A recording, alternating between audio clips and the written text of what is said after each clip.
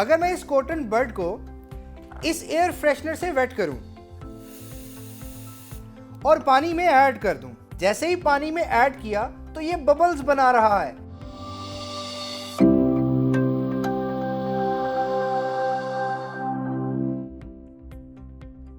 मेरे पास इस बैलून में हवा मौजूद है। अगर मैं इसे अपनी उंगलियों से प्रेस करूं तो ये नहीं फट रहा, क्योंकि उंगलियों से लगाया गया प्रेशर कम हो सकता है। लेकिन अगर इसे मैं अपनी माइंड पावर से सिर्फ टच ही करूं तो ये फट जाएगा। But how can this happen? To understand this we first need to understand solubility of hydrocarbons. हर सॉल्यूशन दो कंपोनेंट्स पर मुश्तमिल होता है, यानी सॉल्यूट एंड सॉल्वेंट। सॉल्यूशन का वो कंपोनेंट जो कम अमाउंट में मौजूद हो उसे हम सॉल्यूट, जबकि वो कंपोनेंट जो ज्यादा अमाउंट में मौजूद हो उसे हम सॉल्वेंट कहते हैं। ये खाने वाला नमक यानी NaCl एक सॉल्यूट है। अगर मैं इसे पानी यानी सॉल्वेंट में ऐड करूं तो पानी इस नमक को अपने अंदर डिसॉल्व करके सॉल्युबल कर लेता है, इसे हम सॉल्यूशन कहते हैं। लेकिन क्या हर एक सॉल्वेंट हर तरह के सॉल्यूट को डिसॉल्व कर सकता है?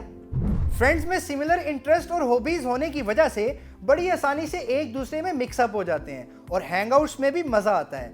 लेकिन अगर सिमिलर इंटरेस्ट ना हो तो आपस में मिक्सिंग नहीं हो पाती और हैंगआउट्स में मजा भी नहीं आता। बिल्कुल इसी तरह केमिस्ट्री में दो कंपोनेंट्स की केमिकल प्रॉपर्टीज सेम हो तो वो दोनों एक दूसरे में मिक्सअप हो जाते हैं। लेकिन अगर दो कंपोनेंट्स की केमिकल प्रॉपर्टीज डिफरेंट हो तो वो दोनों एक दूसरे में मिक्सअप नहीं हो पाते।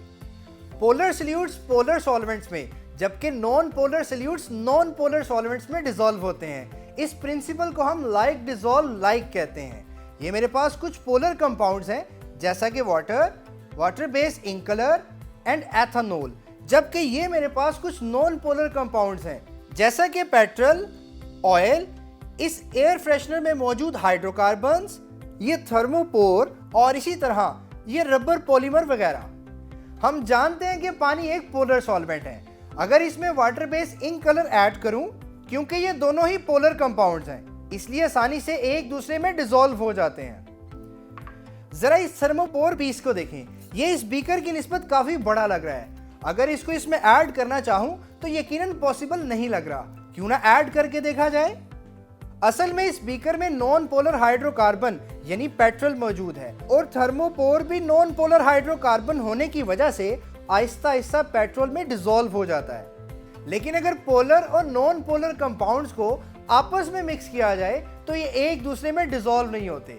इस बीकर में मेरे पास पानी यानी पोलर कंपाउंड मौजूद है, जबकि ये ऑयल एक नॉन पोलर हाइड्रोकार्बन है। अगर इसे पानी में ऐड करूं तो ये दो लेयर्स बना देता है। इसका मतलब कि ये दोनों सॉल्युबल नहीं है। अगर मैं इस कॉटन बड को इस एयर फ्रेशनर से वेट करूं